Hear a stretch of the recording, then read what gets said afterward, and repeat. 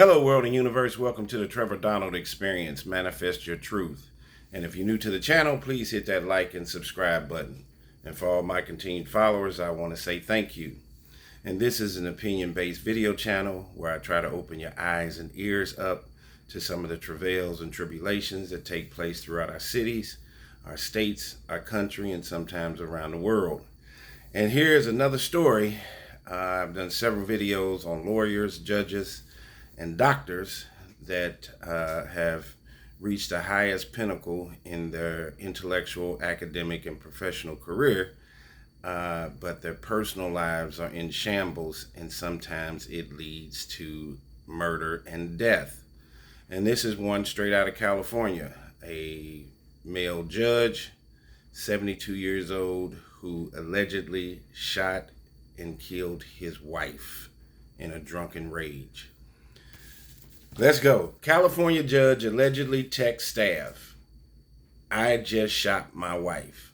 I won't be in tomorrow," prosecutors say. Orange County Superior Court Judge Jeffrey Ferguson, 72, is accused of killing his wife, Cheryl Ferguson. Minutes after the murder of his wife, prosecutors say that a California judge shot off a quick out-of-the-office message to his court clerk and bailiff. "I just lost it. I just shot my wife. I won't be in tomorrow. I will be in custody. I'm sorry." His court staff thought he was joking, according to the court records reviewed by People. But later, that August 3rd night, Orange County Superior Court Judge Jeffrey Ferguson, 72, was arrested and charged with homicide after what authorities say was an alcohol-fueled argument that began at a restaurant and continued when the couple returned home from dinner. At the nearby restaurant, Jeffrey Ferguson allegedly pointed his finger at his wife, prosecutors say in court records, in a manner mimicking a firearm. The fight continued for more than an hour, and back in their living room as the fight escalated, his wife said, "Why don't you point a real gun at me?" At that point, Jeffrey Ferguson allegedly took out a loaded .40 caliber pistol from his ankle holster and shot his wife, Cheryl Ferguson, at close range, through the center chest, according to court documents. The shooting was witnessed by the couple's adult son, the only witness to the killing. Their son called 911 shortly after 8 p.m. and told the operator his father had been drinking too much and he had tried to stabilize his mother. But neither he nor first responders were able to do so, prosecutors say. The judge called 911 soon after to report vaguely that his wife had been shot, according to the court records. The 911 operator asked if he had shot his wife, to which the judge responded that he did not want to talk about it now. Police officers recovered 47 firearms and more than 26,000 rounds of ammunition at the couple's Anaheim home, according to prosecutors. The collection of rifles, shotguns, and handguns were all legally owned. A 48th firearm, a legally owned rifle, not found in the initial police search, was later removed from the home and secured by defense counsel. Jeffrey Ferguson's Glock .40 caliber pistol, allegedly used in the shooting, was recovered, along with a single spent .40 caliber casing near the couch, where his son claimed his father had pulled the trigger. The bullet pierced her chest, shooting through her mid-back and careened into a wall behind her, according to court documents. Judge Jeffrey Ferguson had been an Orange County Superior Court judge since 2015, and his term is slated to run through January 2027. The Judicial Council of California and his bodies are ultimately responsible for considering issues of misconduct, a spokesman for the Orange County Superior Court told People magazine. Therefore, the judge remains listed on the court website, which was last updated on the day of the murder. This is a tragedy that we have not gone through before, said the spokesman, adding that all cases had been removed from his calendar, the judge's calendar. The Orange County Superior Court gave the murder case to Los Angeles Superior Court to avoid any ethical conflict of interest, a spokesperson said, and the LA court now presides over the case. Prior to being elected as a judge, Jeffrey Ferguson was the deputy Orange County District Attorney. He began working as a prosecutor for the office in 1983. The Orange County District Attorney's Office immediately contacted the Attorney General for a conflict check. Kimberly Eds, a spokesperson for the office, told People magazine, and they decided we do not have a conflict and we could prosecute the case, talking about LA County. Judge Jeffrey Ferguson was still wearing his ankle holster, which was empty, when patrol officers arrived. He was allegedly slurring his words and smelled of alcohol, according to court records. He asked officers to shoot him. "Well, I guess I'm done for a while," he said, according to a transcribed portion of body cam footage, which also recorded explanations including, "Oh my God, my son," and "Oh man, I can't believe I did this." Although the judge's son did not recall domestic violence between his parents, he told investigators that his father's temper flared when he was drinking. The son also recalls several alleged incidences involving his father and guns in the home, the records state. He alleges that a few years earlier, his mother told him that she had seen Judge Ferguson with a gun to his head and that he had talked about suicide, according to the records. Another time, alone in the bathroom, Judge Ferguson allegedly shot a firearm in what his son understood to be an accidental discharge. The judge, who has no prior criminal record, is charged with 3 felonies: murder, the discharge of a firearm causing death, and personally using a firearm, according to online court records. Judge Jeffrey Ferguson was released from jail the day after his arrest when he posted a $1 million bond.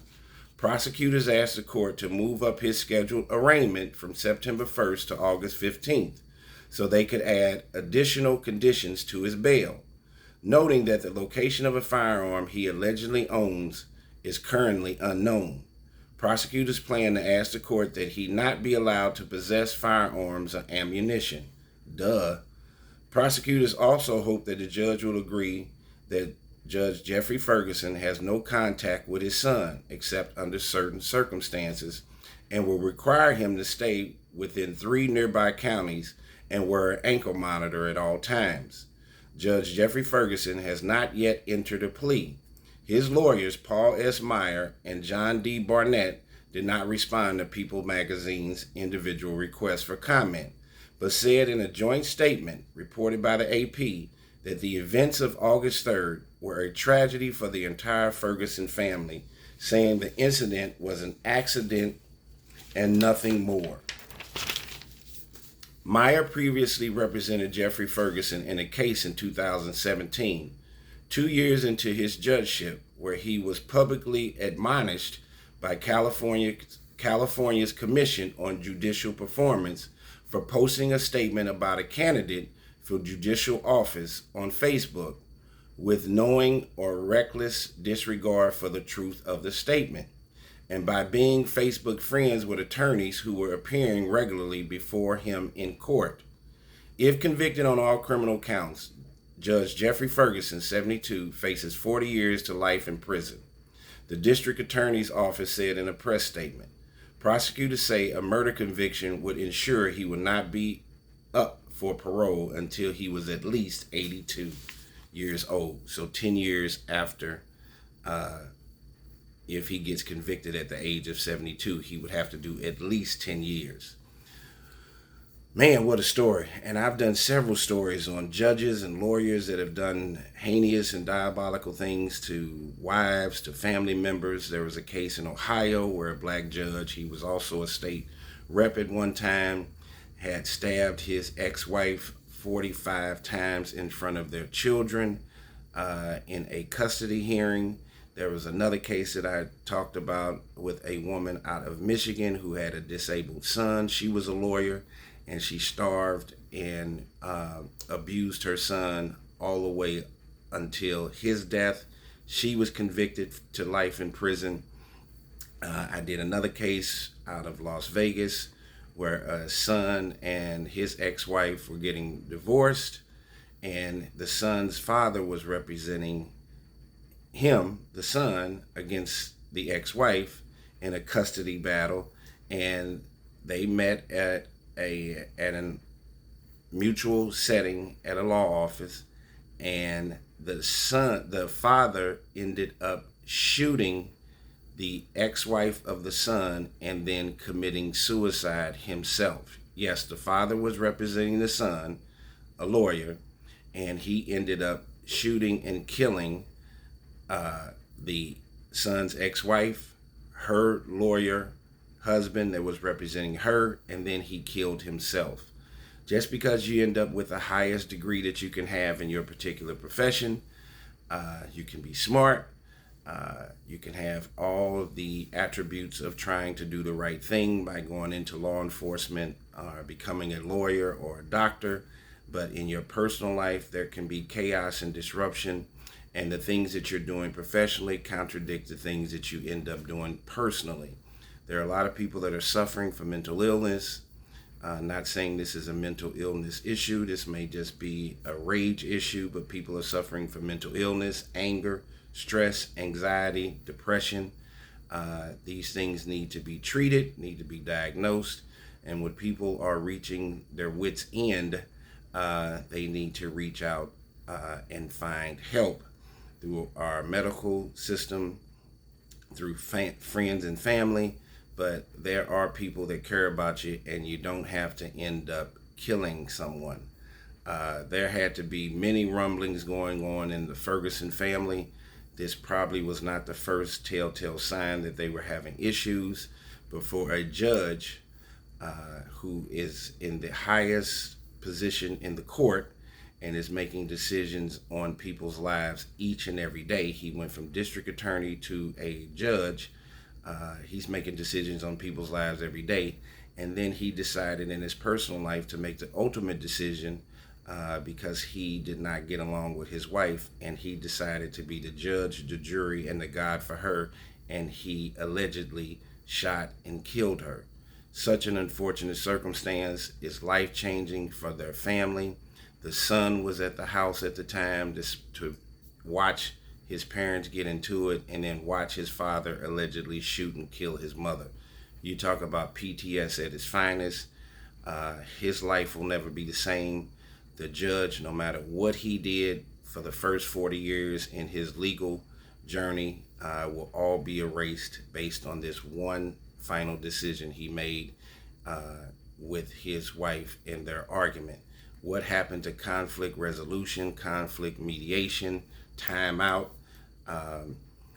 Maybe the wife should have left the judge a long time ago if this has been going on for years. There's always, if a couple is not getting along, there's this thing called divorce. And I have done numerous videos and storylines on husband and wives who are not getting along, and then one of the spouses decides to poison the other spouse, shoot the other spouse, commit the most harmful crimes you could even think of, and which leads to death, as opposed to just getting a divorce, pay what you have to pay, and then move on with your lives. We're seeing whether it's young people or even older people, whether it's stress, anxiety, depression, there is a finite line between life and death. And many people today are choosing the wrong decision and are choosing to kill or commit heinous crimes against other human beings, which is leading to an uptick in our inhumanity of each other. What a sad commentary straight out of California, where this long-term judge ended up shooting and allegedly killing his wife in an alcohol-fueled rage. It's evident that he didn't like her. But why not just leave her versus committing such an atrocious, uh, diabolical decision to kill his wife that he's been married to and had children with for a long time. So no matter what his pre-story was or what he's done leading up to the age of 72, none of that matters anymore after he decided to allegedly shoot his wife and kill her after an argument. Such a sad story. Tell me what you think. This has been a Trevor Donald Experience. Manifest your truth in a positive, righteous, and God-fearing way.